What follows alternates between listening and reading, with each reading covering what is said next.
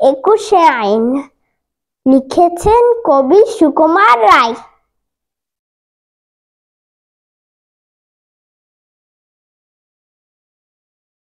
শিব ঠাকুরের আপন দেশে আইন কানুন সর্বনেশে।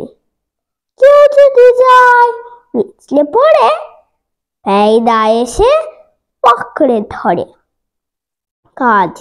কাছে হয় বিচার 21 টাকা দণ্ড তার।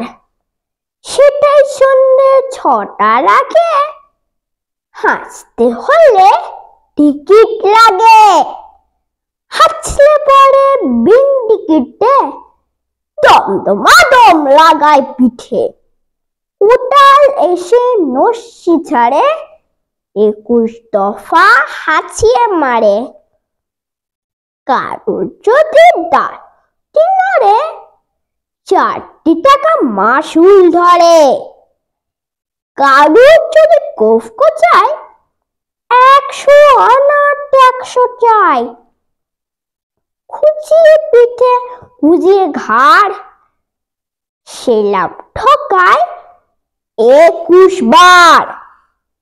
চলতে গিয়ে কেউ যদি চায় এদিক ওদিক ডাইনে বায় রাজার কাছে খবর চলে।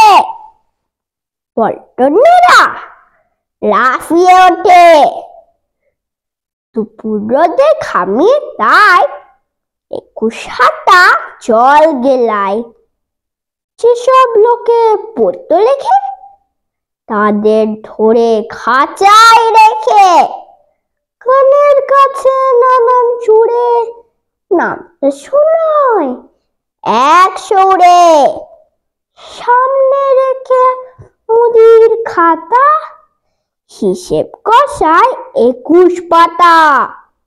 হঠাৎ সেটাই রাত দুপুরে নাক ডাকলে ঘুমের ঘোরে।